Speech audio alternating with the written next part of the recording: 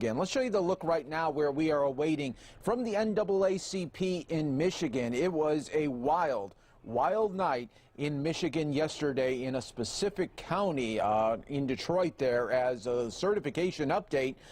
For a moment last night, they would not certify the election in that county, and then hours later, reversing course here, and we're going to give you the update on why that all happened. This was coming out of Michigan's Wayne County certification, the deadlock leading to a unanimous certification after allegations of racism happened here. So it was a wild and crazy night. Let's break it all down for you right here on News Now from Fox. Jenna Ellis, a senior legal advisor to the Trump 2020 campaign, told Fox News at night yesterday that the two Republicans on Michigan's Wayne County Board of Canvassers involved in a brief deadlock in the county's election certification process faced threats and allegations of racism before they agreed to certify the ballots. Their decision to side with their Democratic colleagues was dramatic and viewed by conservatives on social media as just a laydown after a brutal 2-hour public pressure campaign. Ellis told Shannon Bream, the host of the show, that she received reports that these two board members correctly spotted discrepancies, and she said that the ballot counts in 71% of the county's precincts do not match voter rolls. That's significant, she said. That doesn't matter if you're a Democrat or a Republican. You should be concerned about that. Kayleigh McEnany, Trump's White House press secretary, announced earlier on Twitter that there were 234 pages of sworn affidavits that raised allegations of fraud in the county. Also tweeting out was the GOP Michigan Senate candidate James, saying that I applaud the Wayne County Board of Canvassers for their bravery in the face of unbelievable pressure to ignore inconvenient truths that threaten our democracy. William Hartman and Monica Palmer, the canvassers, had been praised by fellow Republicans. John James, the Republican Senate candidate from the state who is black, said he applauded them for their bravery in the face of unbelievable pressure to ignore inconvenient truths that threaten our democracy. Laura Cox, the Michigan Republican Party chairwoman, also said in a statement that there appeared to be enough evidence of potential voter fraud that was uncovered. That is according to the Detroit Free Press. The deadlock even caught the attention of President Trump, who tweeted, "Wow, Michigan just refused to certify the election results. Having courage is a beautiful thing. The USA stands proud." But then everything changed later in the evening. Critics said that the decision not to certify these votes was a direct affront on minority communities. Ned Stabler, the chief executive of Techtown, who, according to the New York Times, is a poll challenger at the TCF Center in the city, said in a viral Zoom meeting, the Trump stain, the stain of racism that you, William Hartman, and Monica Palmer have covered yourself in is going to follow you throughout history. He said the two would, quote, forever be known in southeastern Michigan as two racists who did something so unprecedented that they disenfranchised hundreds of thousands of black voters in the city of Detroit.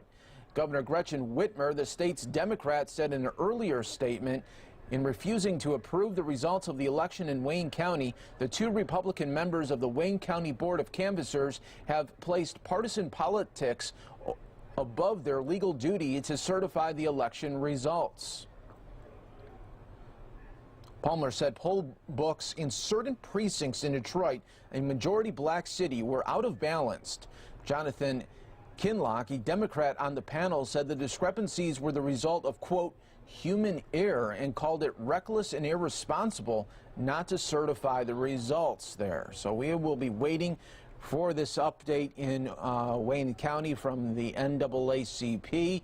They will be talking about how they felt if this was not certified, they felt that their members would be disenfranchised from voting.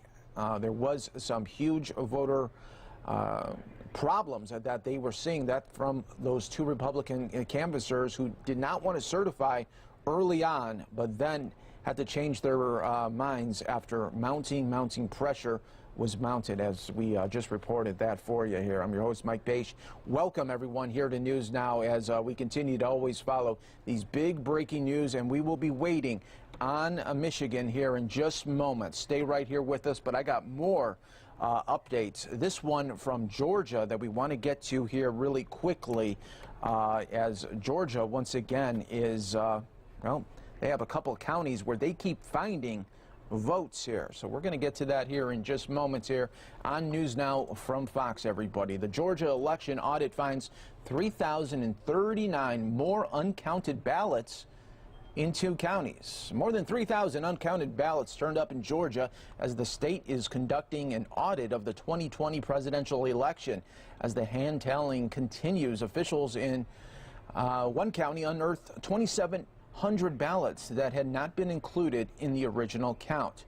There was an issue where we noticed that there was more people on the absentee ballot filed for voting in person than there was actual reporting. Georgia election official said, according to Fox 5 Atlanta, it was discovered today for certain because of the audit we found this. And an additional 284 ballots were found in Walton County.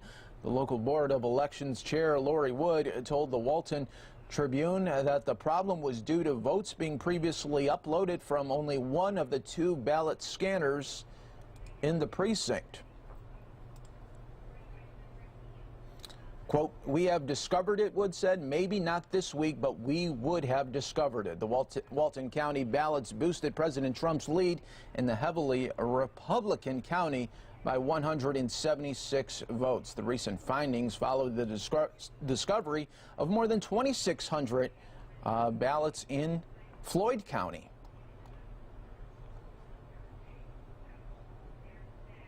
That had not been counted at the time. Floyd County Republican Party Chair Luke Martin called the mishap, quote, "concerning," but insisted that it doesn't appear to be a widespread issue.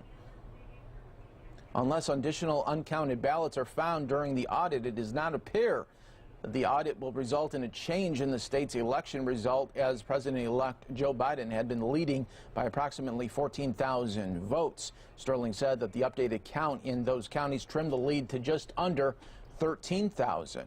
If the audit were to end up with Trump winning the state, he would still only have 248 electoral votes, with Biden remaining at 290 there. But as we have been saying, there are other states obviously still being legally challenged, including Pennsylvania. And, you know, a lot of President Trump supporters are saying, well, if they're finding these problems in just 2 counties in one state, what about all the other counties in other states there as well? How are they finding these uncounted votes here? You know the saying, every count votes, but it's looking like every counted vote counts. So that is going to be something moving forward as they continue to investigate these discrepancies in multiple states here. So we will be keeping an eye on that, just like I will be keeping an eye, everyone, for you in Michigan, as now we are just moments away. We are going to see just how they are going to be talking about this, the NAACP, as they felt like if this wasn't certified, they were going to feel disenfranchised. So we'll be definitely staying on this shot here for you and waiting for this update. I do have, everybody, just some updates on when do states certify the election results. We have the state-by-state breakdown, so let's give that to you right here on News Now from Fox here. Yesterday was Florida, November 18th.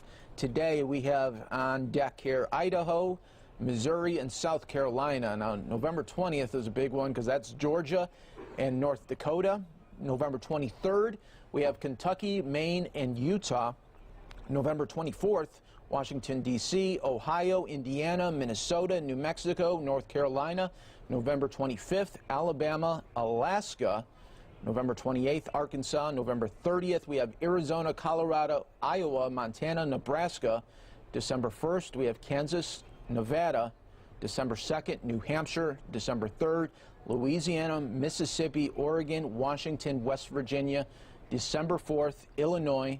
December 5th, California. December 6th, Texas. December 7th, New York. December 8th, Maryland and New Jersey. And December 13th, a big one, Michigan right here as that continues to be challenged right here. We will be continuing to wait for this shot right here on News Now from Fox. I do want to go to this report.